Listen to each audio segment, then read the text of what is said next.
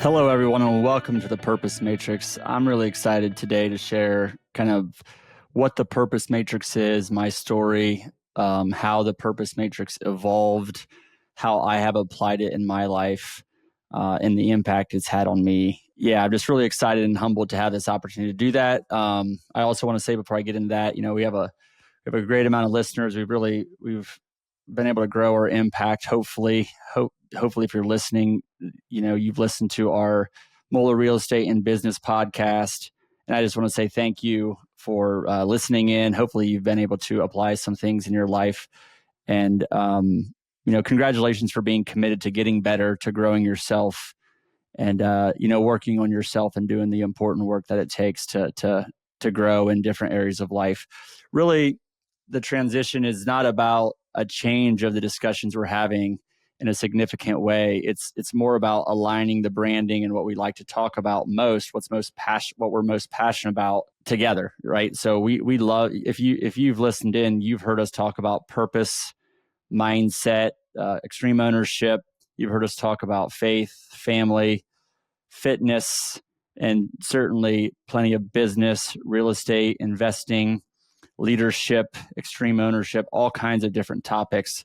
So we just felt like it was more appropriate. And the story behind the Purpose Matrix is pretty neat in how it's evolved and how I've tried to use it myself to get better and grow in different areas of life. So this isn't a new start or starting over. It's kind of a minor change in a direction because we think what we're doing here can be really impactful, and we just want to have an impact and help you and support you in your journey. So I want to start by telling my story a little bit more and how this evolved. I'm going to go back to January 2nd, 2011. I was about 30 years old or so, not quite, but January 2nd was always a big day because you're coming off of 2 weeks. I didn't work for 2 weeks.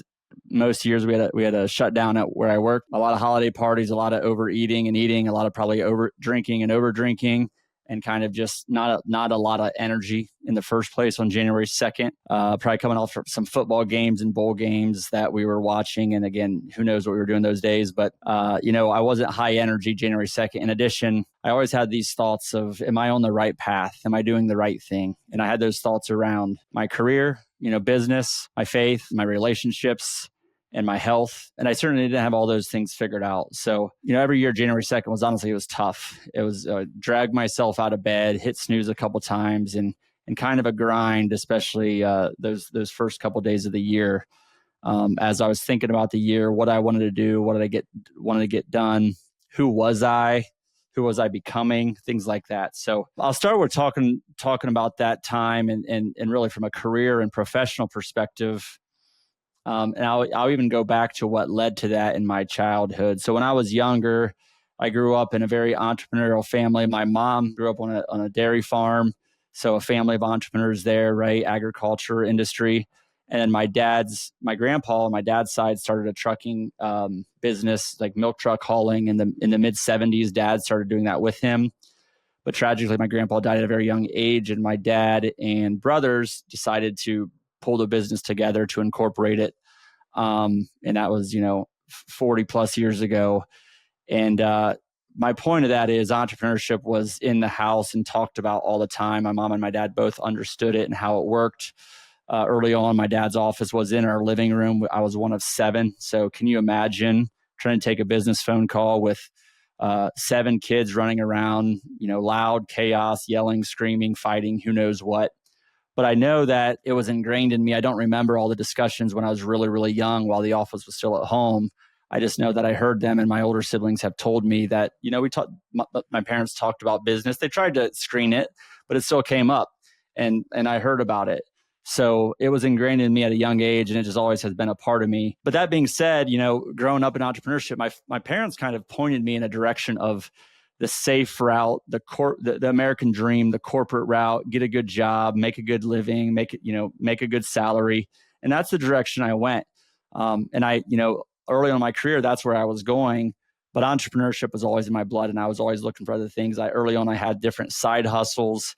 I did get into self-development early, which was really game-changing for me and has hopefully compounded my growth and learning and education over time. But they guided me to that. And I think it's because they only saw the entrepreneurship. They didn't see they saw the good and the bad of entrepreneurship, but they didn't see the good and the bad of corporate career. And I'm not saying, what's right for you or what's wrong for you. They didn't have that perspective, and I was able to get a little bit of both. So I was always just searching for a little bit more. I learned so much in my corporate career, and I'm really thankful and appreciative to all the people that had a great impact on me, all the different leaders and people that I worked for or worked for me, my peers, whoever it was. A lot of great people, a lot of leadership in business and finance and operations and sales and marketing lessons that I learned from that, and I'm very, very appreciative of. And I tried to have an impact in my corporate career, developing leaders. We had leadership book discussions and things like that. And I was having the impact I thought I could, but it wasn't in alignment with what I really thought I should be doing. I was helping people become better leaders to be in a bigger corporate role when that's not really what I wanted or was aspiring to be.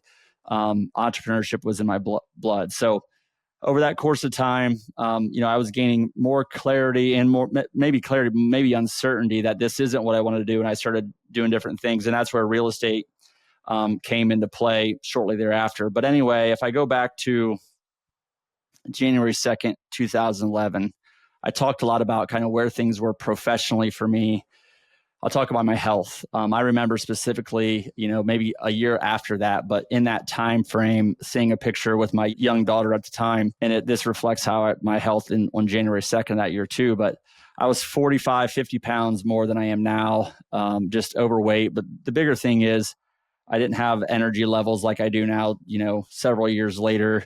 It wasn't a priority for me, or I was not clear on what my health purpose was. And I'll get into this with the purpose matrix, but my health purpose wasn't in alignment with my bigger purposes.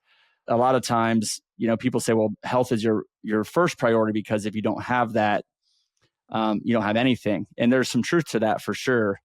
But I think it's not which one's more important. It's, are they in alignment with each other? And we'll talk about that more here in a little bit. My relationships, no children at the time, but my wife, we had a good relationship. We had a good marriage at the time for sure. But I wasn't being overly intentional about making that better and growing that like I am now. So there was definitely room for growth. And then my faith, I would say I was kind of the cradle Catholic, went to church on Sundays most of the time. But if I drank too much or, had other things going on, it wasn't the top priority. I didn't really focus on it. And then outside of church, definitely didn't have a strong spiritual life like I do now, which and it is still growing. And I got some catching up to do, but I'm really learning and growing in that area. And I'm very, very excited about that. So really the summary of that time frame for me was I lacked clarity. I wasn't real sure of what my identity was, and I was living with uncertainty. I really started searching for clarity at that time, but I wasn't clear at that time what I wanted to do. I was learning, I was growing, I was reading business books, leadership books, mindset books started to come into play more during this time. And over the course of the next several years, I just started to grow, and I started to apply different elements of what I'm now calling the purpose matrix to my life to kind of grow over that time period. I always thought about, do I write a book someday? Do I start a podcast? For a long time, ego is an interesting thing. And I think ego it held me back, because there was a long time where I thought, what are people going to think of me if I do this? Just a lot of negative thoughts, and really thinking about things from a place of fear and what will people think. And I think that a lot of times that's ego for us. And I think that was the case for me. I also had limiting beliefs. Do I belong in that situation? Do I have the authority or the knowledge or the success or whatever it is to be able to do that? Am I prepared for that? And I still have those thoughts today. Even doing a solo episode like this, my team will laugh because they know that this isn't an easy thing. I like to be in the other chair. I like to be the one sitting there asking the questions and guiding and facilitating the discussion versus the one doing all the talking. So maybe that's hard for you to believe. Maybe it's not, but I know my team recognizes it, and I'm still learning and growing in many different areas. So this is, the last couple of years is really when this purpose matrix concept started coming together.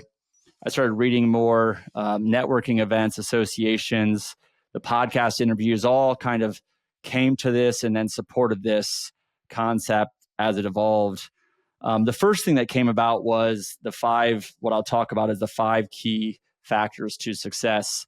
And if you listen to the Moeller Real Estate and Business podcast at the very end, after the interview's over, I say these 5 areas of success. So I'm going to play that now for you to hear it. I encourage you to be purposeful in all areas of life, educate yourself, network with others that have been successful, take action, and lead. So if you heard that, you heard really my 5 key areas of success. Now, what I've done with the Purpose Matrix is this acronym came to me, the acronym P.E.A.C.E. I've just reworded those things to make it sticky, to make it memorable for myself and for others. And the acronym P.E.A.C.E. stands for purpose, education, association, courage, and example. So I really sincerely think these are the keys to success. This just isn't a forced or made up acronym. I really feel sincere about that. And you can hear that from our prior podcast, and how it's the same words, just said a little bit differently. So that started to come together. I was like, okay, I can apply these, the P.E.A.C.E acronym to business and be successful. Then I was like, well, I think I can apply this to other areas of life. I can apply this to my health. So if I'm clear on my purpose, if I educate myself, if I associate with others that are healthy, if I have the courage to act, to work out, to say no to, the things that make me unhealthy, or the foods that say yes to the foods that do make me healthy. If I act courageously, and then be an example to others too, is an opportunity in health. So if I apply it there, it works. Or if I apply it in my relationship, it works. Or if I apply it in faith, it also works. So I started applying the P.E.A.C.E acronym to different areas of life. And I was excited about it. I was like, okay, this is starting to come together. Then I said, well, what if I connect these somehow? So when I started to do this, I said, well, what if I put this in a matrix? So this is where the matrix came about. And it's literally a matrix. So matrix kind of means 2 things. First, it means it's a matrix. So it can be a 4x5 matrix. The left side is the P.E.A.C.E acronym. Again, purpose, education, association, courage, and example. That's the rows.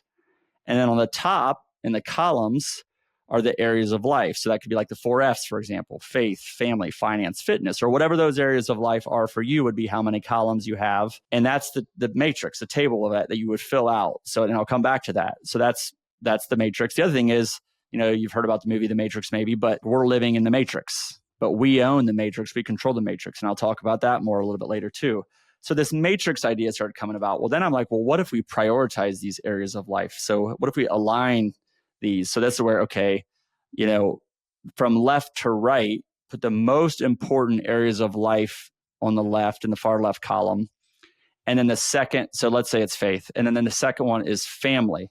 Is my faith purpose aligned?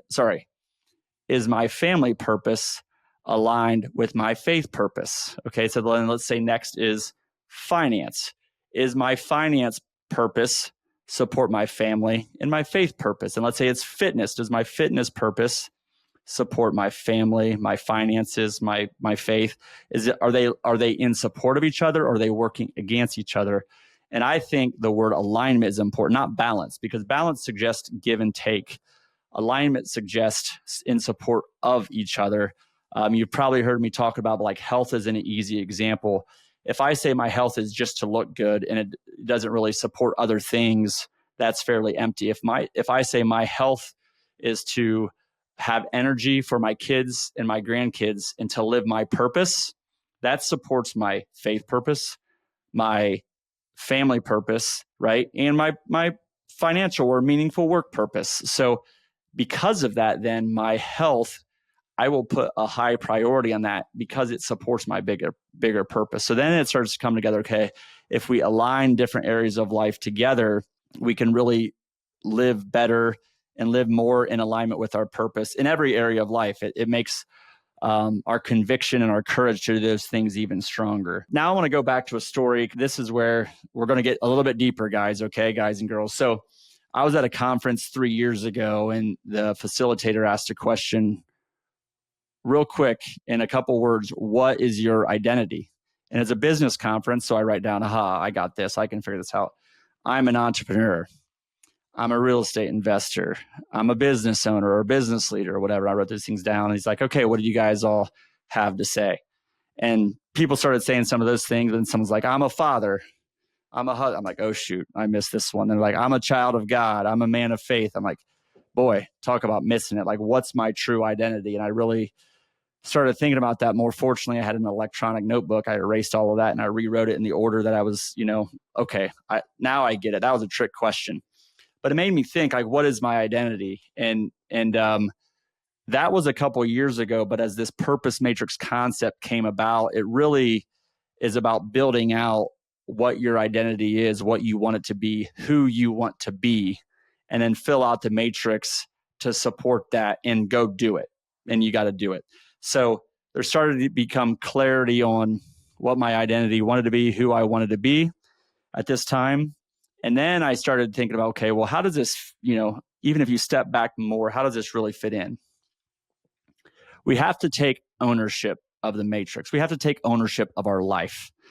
Really impactful group, Focus 3, Tim and Brian Kite. I had them both on the Moeller Real Estate and Business podcast. Very, very impactful. And they have this equation called the R factor: events plus response equals outcome. Very, very impactful on me. You can apply that in the smallest situations and largest situations. And then I was like, well, how does this, are these connected anyway? And the way I say it for the purpose matrix is there's worldly things that happen to us. We can't control those. They just happen to us. We control who we are and what we do. And we're going to design that with the purpose matrix because that's what we control. And then from that, we will get worldly outcomes and worldly results. We greatly influence the outcomes and the results we get, but we have to disconnect and let go of those and focus just on the matrix, just on what we do, just on who we are.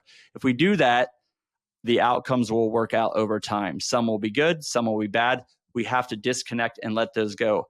Now, those can be feedback and we can adapt and adjust what we do, but we can't get caught up in what happens to us and we can't get caught up in the results we get. We just have to keep focusing on being who we want to be and doing what we need to do. And if we do that, the best outcomes possible will come out of that for us. So really, we just have to own the matrix.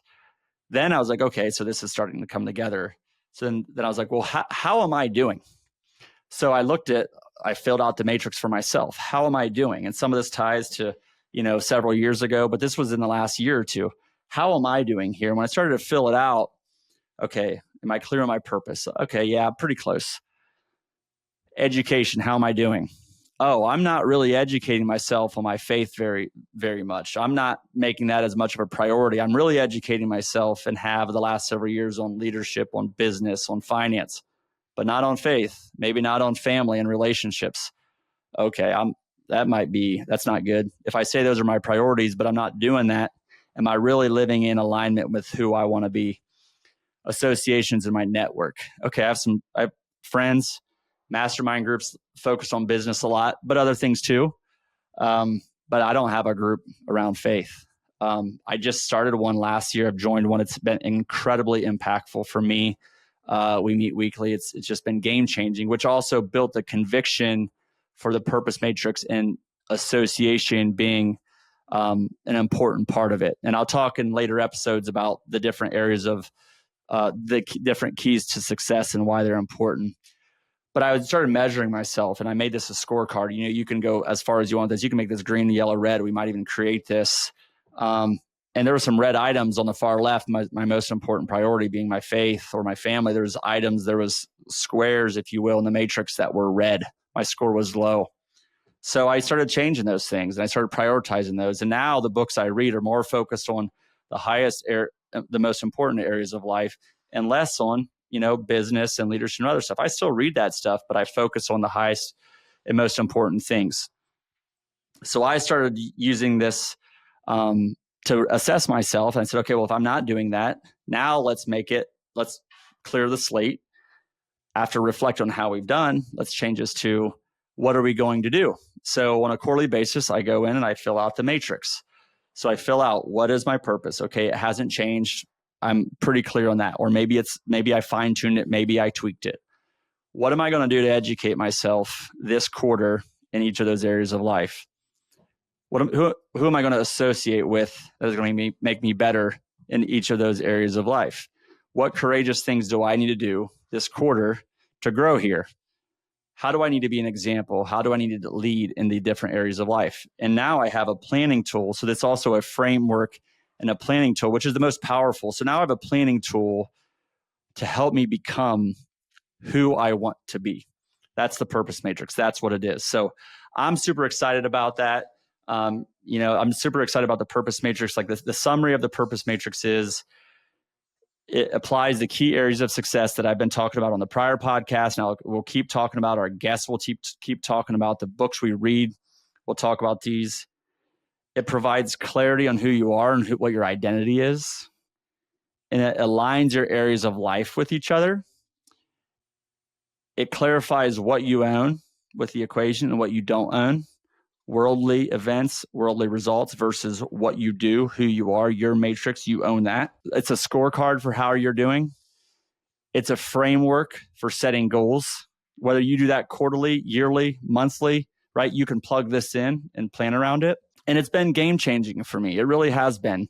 I had grown, I'd been thinking about different of these concepts over time, but it's just given me clarity of what I need to focus on now. And fast forward today, several years ago, January 2nd was a grind. Now I wake up, the holidays are better. I'm enjoying the time with the family. I'm more disciplined on diet. I'm more disciplined on alcohol, things like that. And I'm clear on my purpose for my faith, my family, my health, my relationships, my meaningful work. I'm able to let go. If you think about the equation, I'm really able to let go of what happens to me. I don't get caught up in what happens near as much. And I'm, for the most part, able to let go of my results and focus on what I'm doing. I'm not perfect. I am a work in process. I'm using this framework to keep growing and getting better. And I'm really excited about leveraging this for the next 5, 10, 20, 30, 40 years, if I'm blessed to live that long, and just keep growing, using the keys to success in every area of life. So I also want to say that no matter where you are in your journey, don't get caught up in not having clarity, not being clear on your purpose in different areas of life, but start to fill it out. It's an iterative process, right? Quarter one now doesn't, quarter one next year, you're going to grow a lot. You're going to get more clarity. You're going to be reading different books. You're going to have different associations. You're going to grow. So start to fill it out and start to move in that direction. So we're excited about the podcast and the show. We're going to be on podcasts. We're going to be on YouTube. You're going to see this on social media. We're going to talk about this more and more. But we're just really excited about it. We're really blessed to have the opportunity to do this. We're thankful for our listeners engaging. Our guests are going to come on. They're going to talk about their story, what their keys to success are. But you've heard a lot of these, and a lot of them fit into this framework for sure. I think they're the most important ones. So we're just excited about continuing this journey with you. We're thankful for you being on the journey with us. We're going to have another introductory episode or two where we kind of explain this and the different elements of it.